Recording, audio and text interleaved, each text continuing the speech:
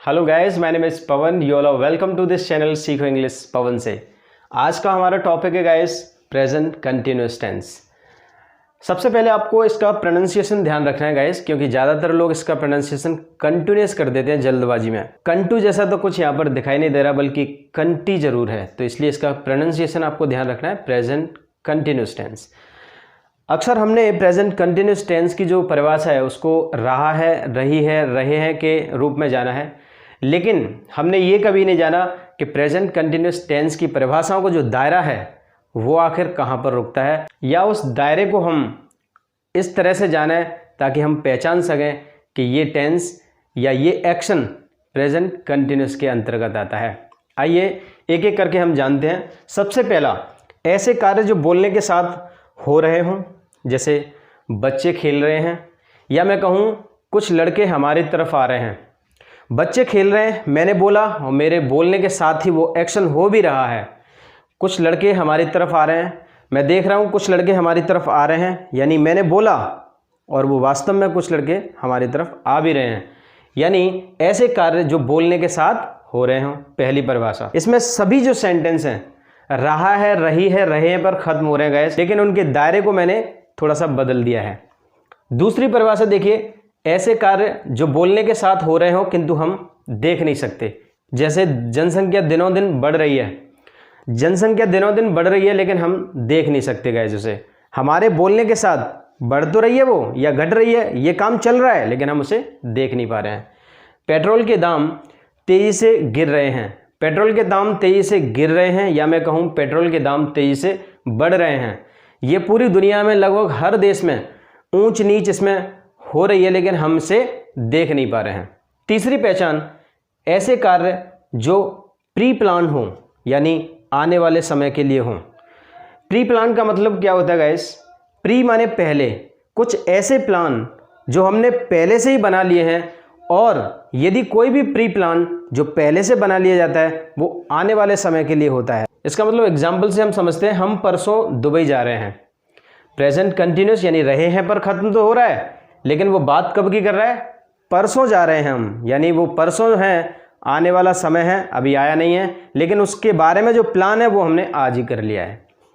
मेरा भाई कल आगरा आ रहा है, मेरा भाई कल आगरा आ रहा है, ये एक ऐसा प्लान है जिसके बारे में मुझे पहले से ही पता चल गया, यानी ये प्री प्लान है जिसके बारे में मुझे पहले से ही पता चल गया कि मेरा भाई कल आगरा आ रहा है। वो कल जो है अभी आया नहीं है, लेकिन वो प्लान हमें पहले से ही पता है। चौथे रूप में देखिए, ऐसे कार्य जो अस्थायी हो, यानी नॉन परमानेंट। कुछ काम ऐसे होते हैं गाइस जो नॉन परमानेंट होते हैं, यानी परमानेंट नहीं होते। जैसे मेरा दोस्त किराए के मकान में रह रहा है।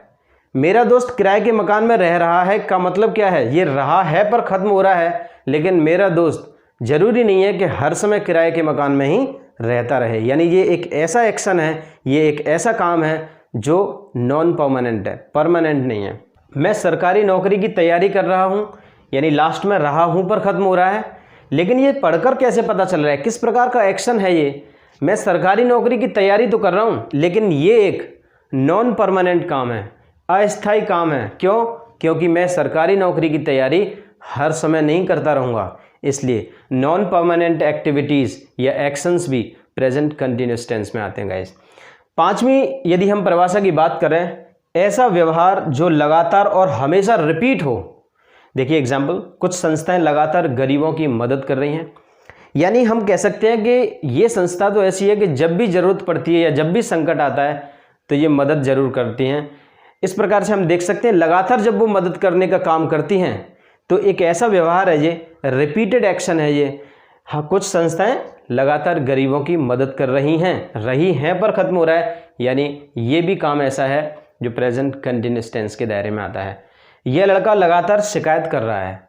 हम ऑफिस में काम कर रहे हैं, हमने देखा कि एक लड़का है बार बार ऑफिस में जाता है और कंप्लेन करता है, यानी वो लड़का एक ऐसा काम कर रहा है, उसका ये ऐसा व्यवहार है जो उसे रिपीटेडली हमेशा करता रहता है, बार बार उसका नेचर ही ऐसा है शिकायत करने का।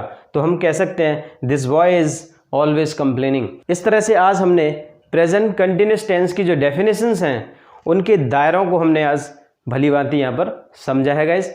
यहाँ पर एक और बात देख सकते हैं, इस प्रेजेंट कंटिन्यूअस टेंस की जो हेल्पिंग वर्ब्स हैं वो एज एम आर होती हैं। यदि आपका सब्जेक्ट सिंगुलर है यानी ही है, सी, इट या किसी व्यक्ति का नाम है तो उसके लिए गाइज हम इज का प्रयोग करते हैं। ये आई के साथ स्पेशली यहाँ पर अलग से हेल्पिंग वर्ब दी हुई होती है, जैसे हम एम कहते हैं।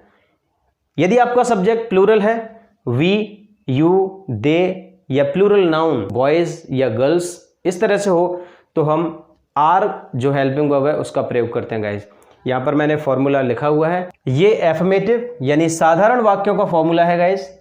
ये नेगेटिव नकारात्मक वाक्यों का फॉर्मूला है।